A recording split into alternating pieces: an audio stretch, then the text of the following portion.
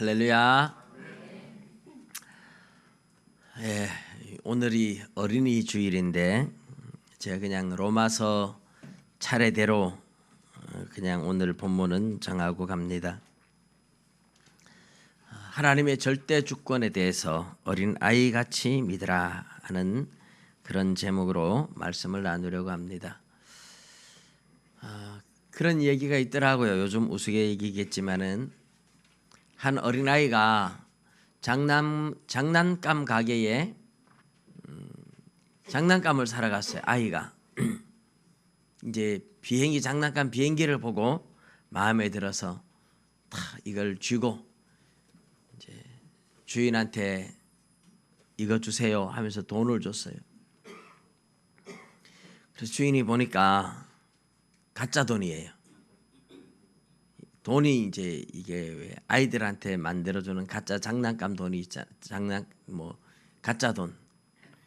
얘야, 이거 가짜 돈이라서 살 수 없다. 아이가 나가면서 하는 말이 어차피 비행기도 가짜잖아요. 예. 비행기도 가짜니까 돈도 가짜를 받으라 이거죠.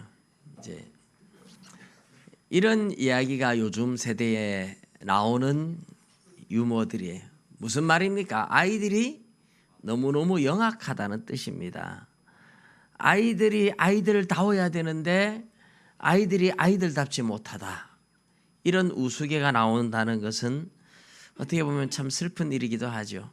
아이들이 얼마나 영악해졌으면 어른들 뺨치고 어른들을 놀려먹는다. 이제 그런 얘기를 이 시대가 하고 있는 겁니다. 하나님의 말씀을 어린아이같이 믿으라. 이렇게 우리 예수님이 마태복음 18장, 19장 거기에 여러 번 그런 얘기를 합니다. 만일 너희가 돌이켜 어린아이같이 되지 아니하면 결코 천국에 들어가지 못하리라. 어린아이같이 되라. 그게 도대체 무슨 말일까? 그런 생각이 들죠. 이제 마태복음 19장에 가면 어린 아이들과 비교해서 바리새인들의 마음이 완악하다 이런 말을 해요. 완악하다. 근데 마음이 완악하다라는 이 스클레로카르디아라는 헬라어 단어는 마음의 가죽이 너무 두껍다는 얘기예요. 마음의 가죽이 두꺼워서 그래서 예레미야 4장에 나오듯이 할례를 받으라 마음의 가죽을 베고 이렇게 표현해.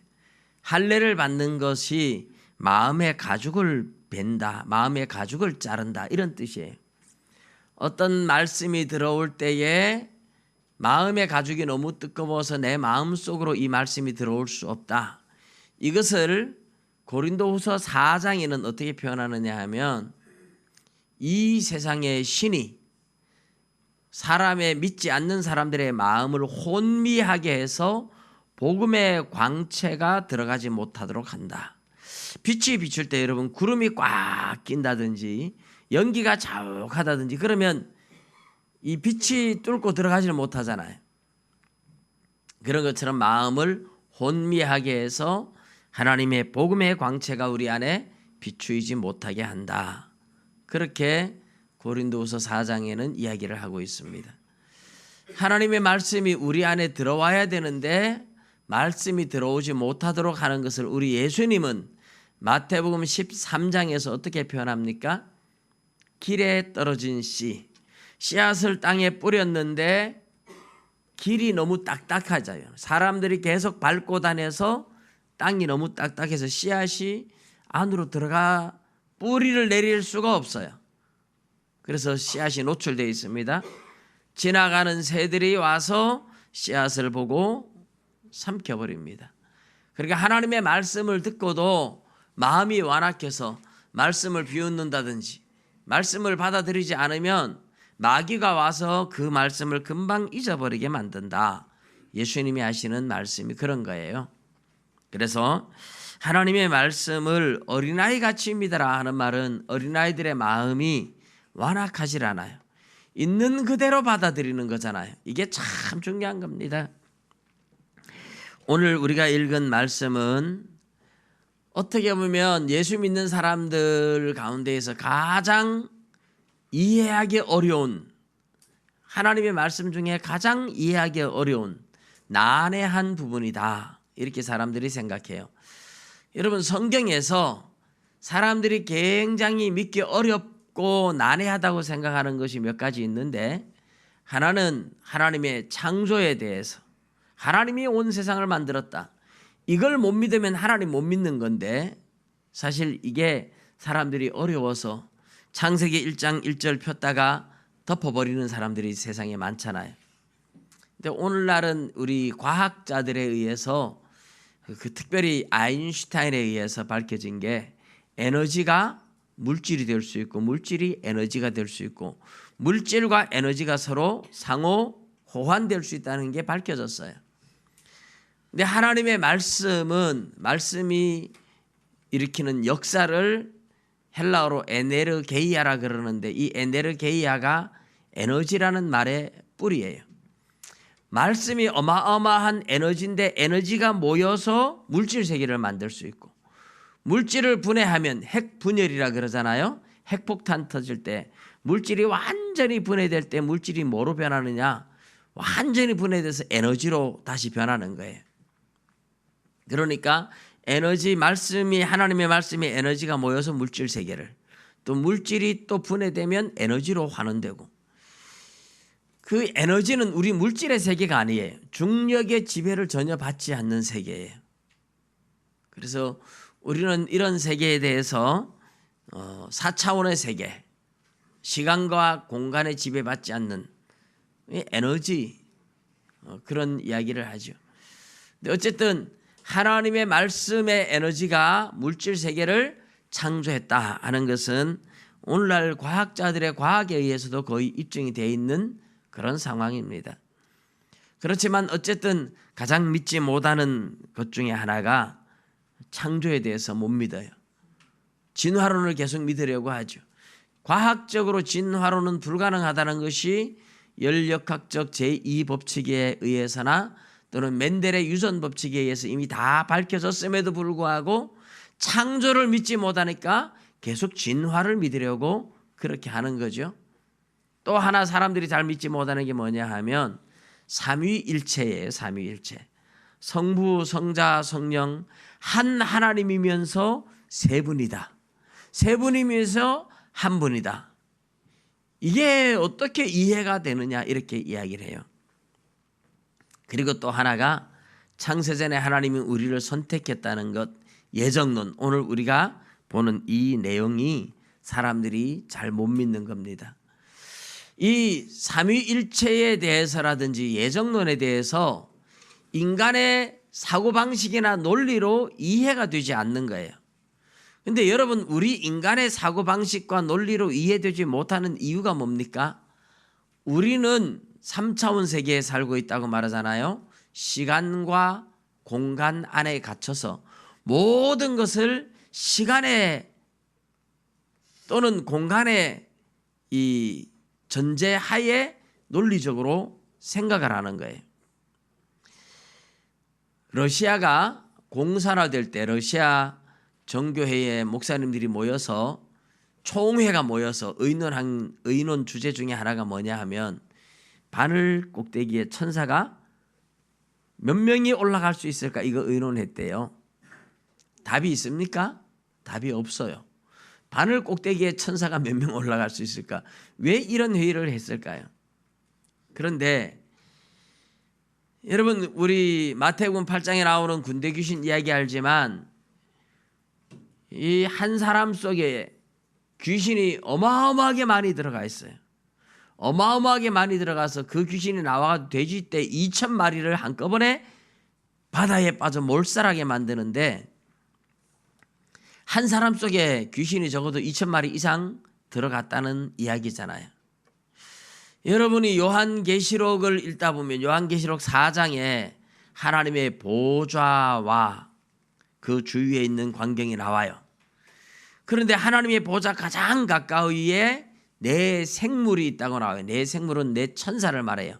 온 몸에 눈이 가득한 네 천사. 근데 이 천사가 보좌 주변과 보좌 가운데도 있대요. 보좌 가운데. 우리가 생각하는 상식으로 생각하면 보좌 가운데는 누가 있어야 돼요? 하나님이 계셔야 되잖아요. 아무도 접근할 수 없는 하나님만 계셔야 하는 자리에 천사가 왜 거기 보좌 가운데 있을까요? 이 하나님의 세계, 보좌 주변에 보좌 가운데 있다고 표현하는 것은 공간의 지배를 받지 않는 세계라는 뜻이에요. 그런데 우리는 공간의 지배를 받지 않는다는 말을 이해할 수 없어요. 왜? 우리가 갇혀있는 세계가 이 공간 안에 있으니까. 우리는 시간 안에 갇혀있기 때문에 저 멀리 과거에 선택했다, 그게 이해가 되지 않는 거예요. 그러나 하나님의 세계는 영원한 현재입니다. 그러니까 우리가 볼 때에 지금 선택하는 거나 창세 전에 하나님이 선택하는 거나 하나님의 입장에서는 똑같아요. 영원한 현재예요.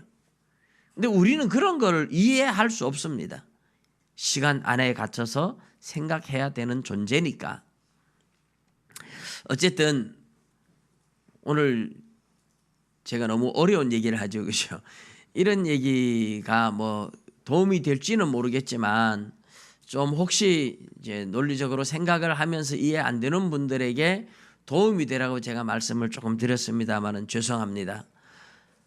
중요한 것은 성경에서 하나님이 말씀하시는 건 진리라는 것을 우리가 그냥 어린아이 같이 단순하게 믿는 게 중요한 거예요. 그래서 어린아이 같은 믿음을 가지라는 것. 하나님의 말씀이라면 내가 이해되지 않아도 아멘으로 받아들이는 것. 그것이 우리가 바른 믿음을 가지는 자세인 줄 믿습니다. 오늘 본문에 이제 지난주에 이미 이 선택에 대해서 말씀을 했어요. 그런데 그런즉 우리가 무슨 말을 하리요? 하나님께 불의가 있느냐? 그럴 수 없느니라. 하나님이 선택을 했다면 누구는 선택하고 누구는 선택하지 않고 하나님 그거 불공평하지 않습니까? 하나님 그거 누구 마음대로 그렇게 했습니까? 하고 따질 수 있다는 거죠. 그런데 하나님이 모세에게 말씀하시기를 내가 긍휼히 여길 자를 긍휼히 여기고 불쌍히 여길 자를 불쌍히 여기리라 하셨으니 하나님이 선택하는 건 하나님의 주권이라는 거예요. 하나님이 불쌍히 여길 자 불쌍히 여기고 긍휼히 여길 자 긍휼히 여겼는데 그걸 하나님의 주권인데 거기에 대해서 우리가 무슨 말을 할 수 있겠느냐, 그런 얘기죠. 하나님이 선택했다. 내가 원해서 되는 것도 아니고 열심을 낸다고 되는 것도 아니고 하나님의 선택에 의한 것이다. 그 말씀을 하는 거예요. 그런데 하나님의 선택이라 하니까 또다시 의문이 생기는 거죠, 사람들에게. 오늘 19절에 이제 그 얘기를 하는 거예요. 혹 네가 내게 말하기를 그러면 하나님이 어찌하여 허물을 하시느냐? 누가 그 뜻을 대적하느냐 하리니. 여러분 오늘 이 19절, 20절, 21절 여기 굉장히 중요한 말씀이에요. 너무너무 중요한 말씀이에요. 잘 이해를 하셔야 돼요. 혹 네가 나에게 말하기를 그러면 하나님이 어찌하여 허물을 하시느냐? 누가 그 뜻을 대적하리요? 여러분 이게 무슨 말입니까? 하나님이 나를 선택하지 않아서, 내가 하나님이 선택하지 않아서 죄를 짓고 있는데 그러면 하나님 책임이지 내 책임 아니다, 이렇게 말할 수 있는 가능성. 하나님이 나를 선택하지 않았기 때문에 내가 안 믿고 하나님이 나를 선택하지 않았기 때문에 내가 죄를 짓는 거 아닙니까? 그러면 하나님이 나에게 책임을 물으면 안 되죠. 하나님 책임이지요, 이렇게 말할 사람이 있다 하는 이야기죠. 근데 하나님 책임이 아니라고 이야기를 하는 겁니다.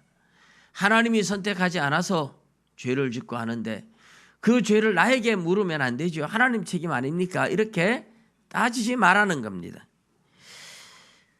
20절 21절에 토기장이 권세를 말하는데 이것은 예레미야 8장에도 예레미야 선지자가 하나님의 말씀으로 했던 말씀을 바울 사도가 또다시 인용하고 있는 거예요.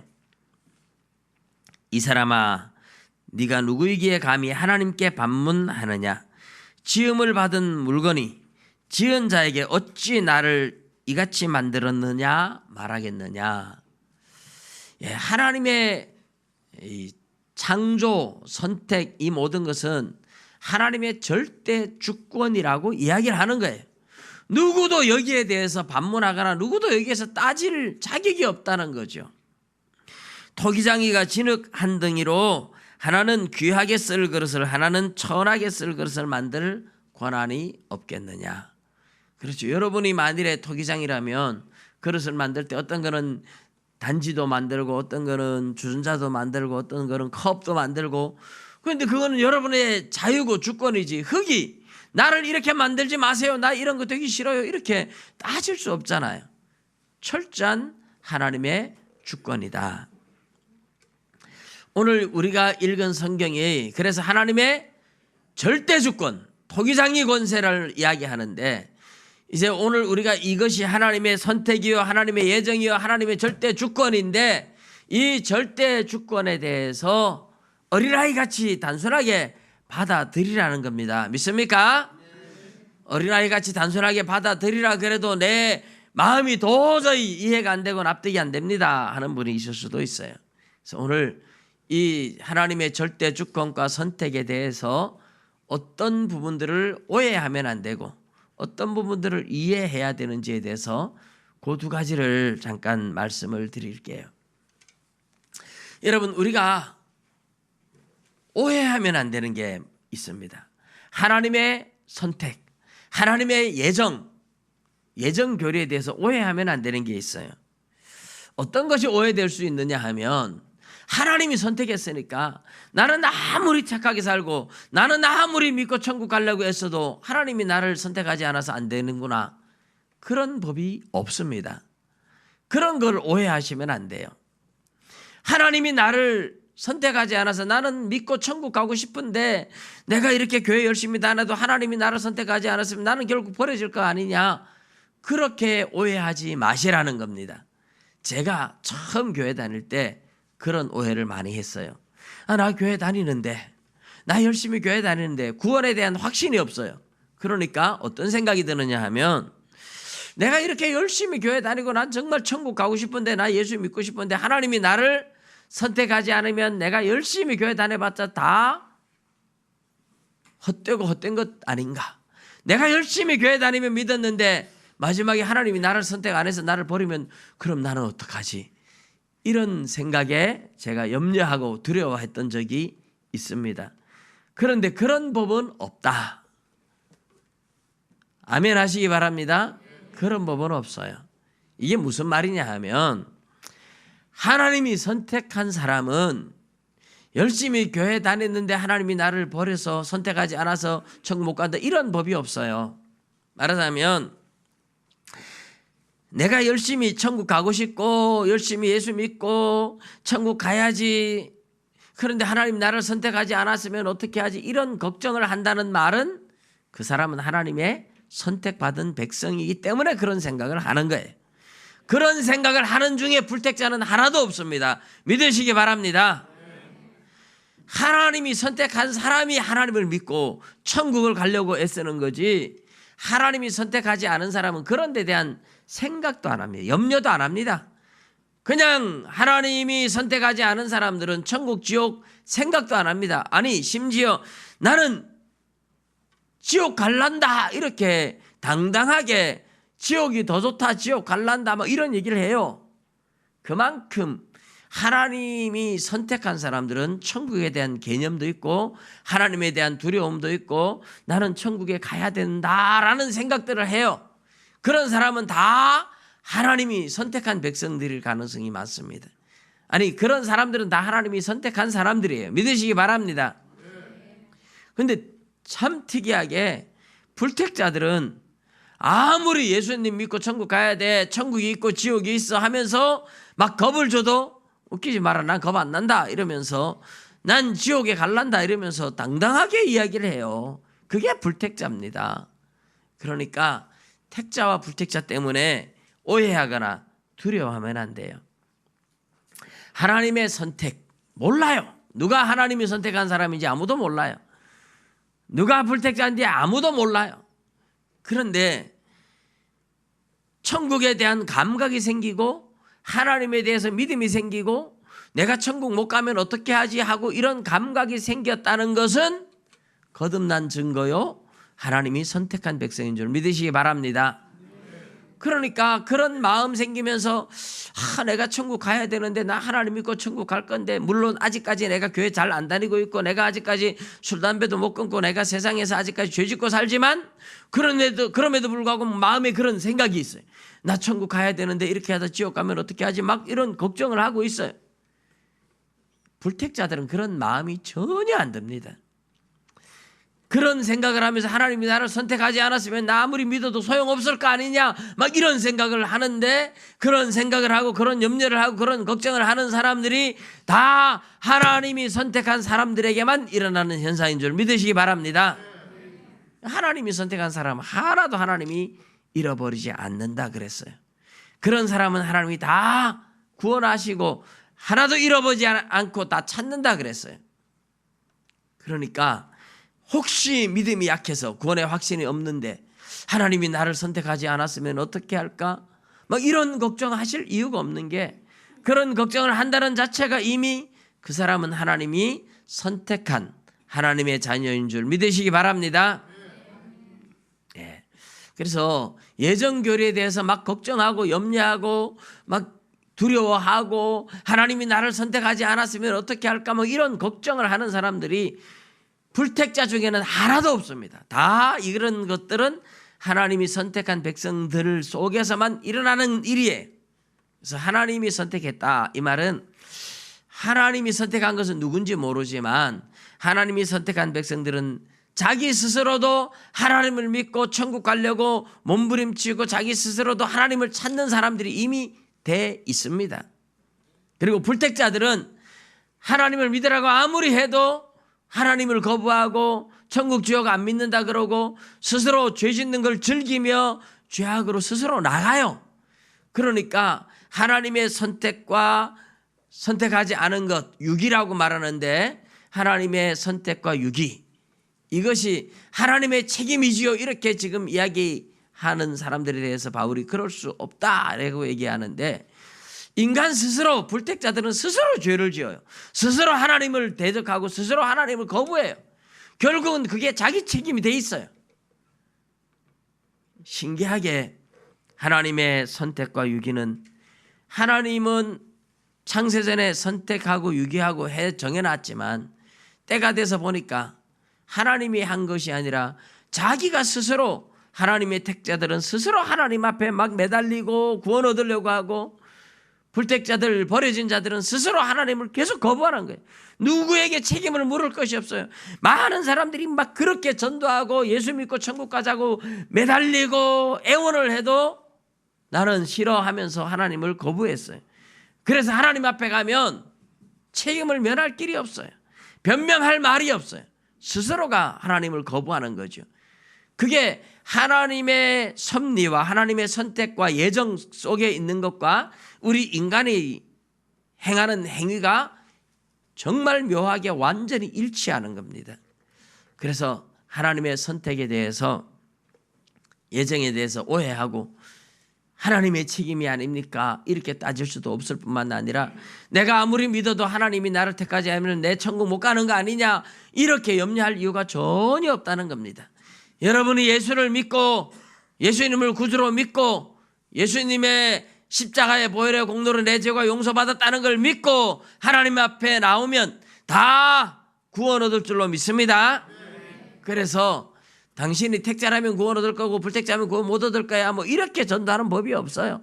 예수 믿고 천국 가자고 할 때 따라 나와. 예수 믿으면 천국 가는 거고 안 믿으면 지옥 가는 거예요. 그러니까 택자 불택자를 전도할 때는 전혀 신경 쓸 이유가 없는 게, 개인이 한 행동이 그대로 자기 책임으로 돌아가는 겁니다.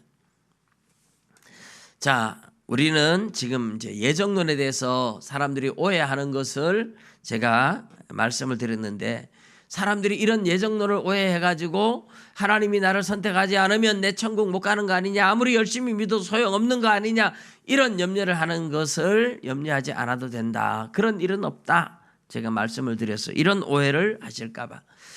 이제 하나는 이제 예정론에 대해서 이제 다시 한번 선택에 대해서, 하나님의 선택에 대해서 우리가 잘 이해해야 될 부분, 그게 뭐냐 하면요, 자, 하나님이 선택했다, 창세전에 선택했다, 뭐 이런 거에 대해서 사람들이 되게 이제 반발하고 싫어하고, 그래서 칼빈주의를 막 싫어하는데, 여러분 이것을 우리가 칼빈주의라고 하는데 칼빈이 말한 게 아니에요. 성경이 말했어요.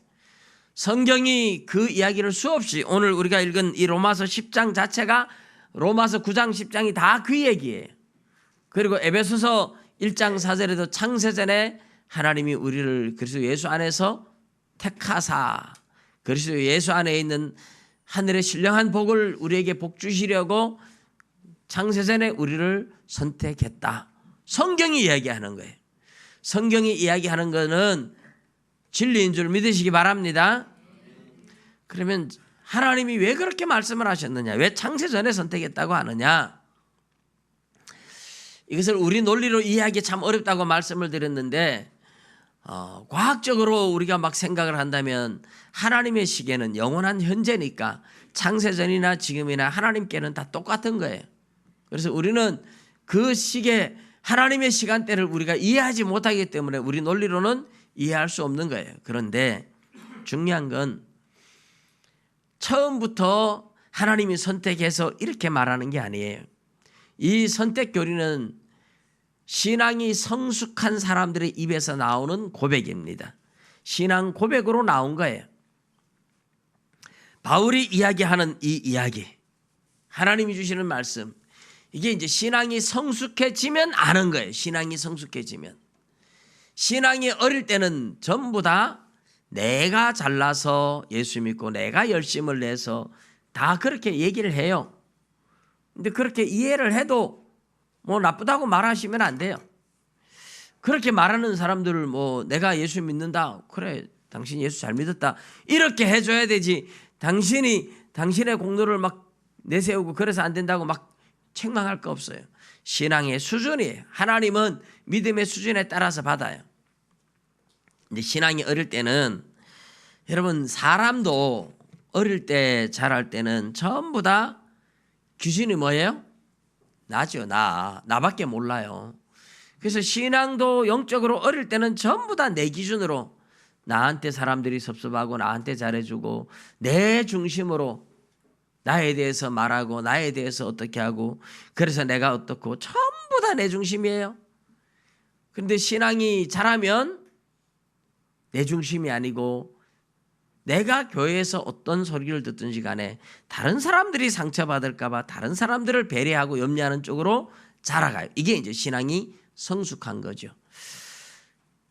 우리 아이들도 보면 어릴 때는 전부 다 엄마 이거 해줘 저거 해줘, 전부 다 엄마 이거 저거 다 나에게. 그러다가 어쩌다가 어린 아이들이 이제 어버이날 돼가지고 엄마 가슴에 꽃 하나, 그것도 아이들이 스스로 생각해서 하는 아이들은 잘 없고, 선생님이 엄마 가슴에 꽃 하나 달아줘라 이래서 달아주면 부모들이 그걸 막 자랑하고 다니는 겁니다. 우리 애가 달아줬다 그러고, 아이고 고마워 그러고, 어쩌다 한번 해주는데 그렇게 좋아하는 거예요. 아이 때는 전부 다 뭐예요? 내 중심이에요. 그런데 아이들이 성숙하고 자라면 자랄수록 이제는 나보다도 내가 낳은 자녀들을 챙기고 부모님을 챙기고, 그러면서 나 중심으로 살지 않고 다른 사람을 생각하며 다른 사람을 배려하며 살아가잖아요.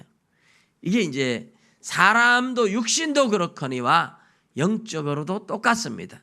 영적으로도 신앙이 어릴 때는 모든 것이 내 중심인데, 신앙이 성숙하면 나는 좀 손해보고, 나는 좀 요거도 먹고 무시당하고 억울한 소리 들어도 다른 사람이 상처받을까봐, 다른 사람이 신앙 약해질까봐, 다른 사람이 어떻게 될까봐 거기에 관심을 집중하면서 남을 배려하는 쪽으로 간다 이 말입니다.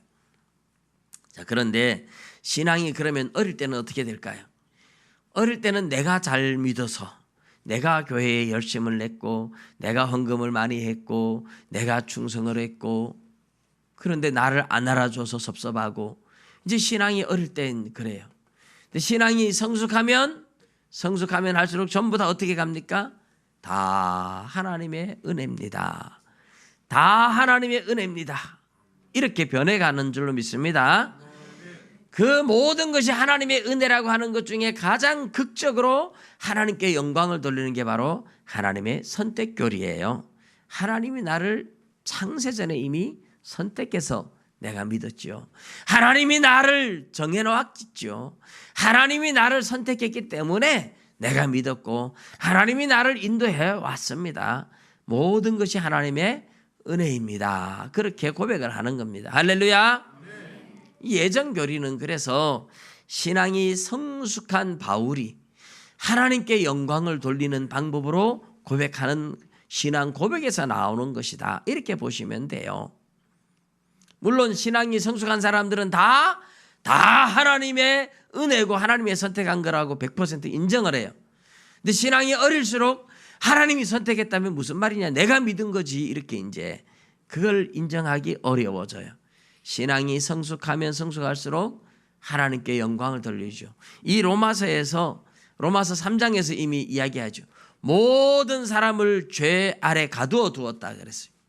모든 사람이 죄를 범하였음에 하나님의 영광에 이르지 못하더니 모든 사람을 하나님이 율법을 줘가지고 모든 사람이 죄인이라고 고백하게 만들고 죄 아래 가두어 놨다. 죄 아래 가두어 놨다는 말은 너희들 다 죄인이잖아 하고 죄를 밝히 드러내놨다는 말이죠. 왜 그래요? 왜 모든 사람이 죄인이라는 걸 알게 하는 건가요? 그럼에도 불구하고 구원을 얻었을 때 이 구원이 내 공로가 아니라 하나님의 은혜입니다라는 고백을 하게 만들려고. 전적으로 구원은 하나님의 은혜다. 나는 죄인이었는데 하나님의 은혜입니다. 이 고백을 하게 만드는 거죠. 그래서 하나님의 은혜로 내가 구원 얻었지 내 노력이나 내 공로가 아닙니다 하는 이 고백을 하다 보면 이 고백이 더 깊어지면 더 성숙해지면 내가 죄인인데 하나님이 구원을 했습니다.